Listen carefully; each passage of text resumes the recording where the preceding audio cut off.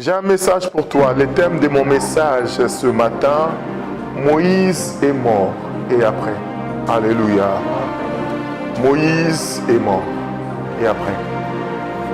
Vous allez comprendre que la délivrance n'est pas quelque chose que tu désires, mais c'est ce que Dieu veut dans ta vie. Amen. Parce qu'Israël n'avait pas prié pour sa délivrance. Il souffrait, il pleurait, mais il ne savait pas. Israël ne savait même pas Dieu. Vous êtes choqués, mais c'est vrai. La Bible est claire. Israël ne connaissait pas Dieu. C'est pourquoi lorsque Moïse dit à Dieu, mais si je pars leur dire que tu es descendu, qui es-tu? On ne peut pas demander la question si on connaît. Moïse dit, mais qu'est-ce que je vais leur dire? Dieu lui dit, dis-leur, je suis. Bien aimé, tu peux être là et tu entends parler de Dieu, mais j'aimerais te dire, Dieu veut que tu sois là parce que Dieu veut faire quelque chose dans ta vie. Et la décision de faire quelque chose dans ta vie ne dépend pas de toi. La décision que ta vie change dépend du Seigneur. Bien aimé, beaucoup des enfants de Dieu ont perdu l'espoir dans leur marche. Parce qu'ils avaient mis l'espérance sur quelque chose, sur un visionnaire, sur un papa, sur un travail, sur un mari, sur un mariage. Ils avaient placé tout leur cœur. Mais les événements de la vie ont fait que là où tu avais mis ton cœur est parti. Beaucoup d'enfants de Dieu vivent dans le désespoir parce que le diable, les événements de la vie ont fait que là où l'espoir était, il n'y a plus. L'espoir commence à s'envoler petit à petit. Vous savez, la première année qu'on croit au Seigneur, on vient, on n'a pas d'enfant. On te dit, ma soeur, mon frère, le Seigneur te donnera l'enfant. Tu as l'espoir de ta vie. La foi, elle est pleine. Mais petit à petit, l'église, 1 an, 2 ans, 3 ans, 4 ans, 5 ans. Et on se regarde, on avait 25 ans quand on s'est marié. Et quand on fait le tour, on en a 35, mais il n'y a pas cet enfant tant espéré. Comme dans la vie de Sarah, Dieu dit à Abraham, mais je te ferai père de multitudes.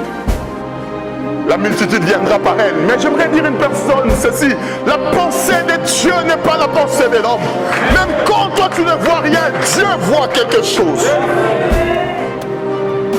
Pendant que l'espoir se perde, Dieu dit quelque chose de ta vie. Ce n'est pas toi. J'aimerais au départ que tu comprennes que la délivrance de ta vie ne dépend pas de toi. Amen. La délivrance d'Israël ne dépendait pas de Moïse.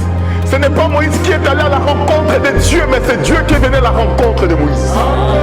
Cela veut dire, si Moïse n'y arrive pas, les chefs d'entreprise vont engager quelqu'un d'autre. Amen. Amen. Alléluia. C'est-à-dire que j'ai vu la souffrance. Moïse est mort. Celui qui incarne l'espoir. Celui qui incarne la vision. Celui qui incarne les victoires d'Israël. À un moment donné, Israël pouvait même s'imaginer que Moïse était Dieu. Il arrive devant la mer Rouge pendant que le peuple tremble, il prend le bâton, il frappe. Ils arrivent dans le désert, il n'y a pas d'eau, il prend le bâton, il frappe. Pendant que le peuple a faim, il élève ses mains, la main tombe. Ils vont en guerre, il élève ses mains, le peuple est victorieux. Pendant que le peuple est mordu par les serpents, il meurt dans le désert, il fait le serpent de reins. Qu'est-ce qu'il n'a pas fait? Qu'est-ce qu'Israël n'a pas vu entre les mains de Moïse? Mais Moïse est mort.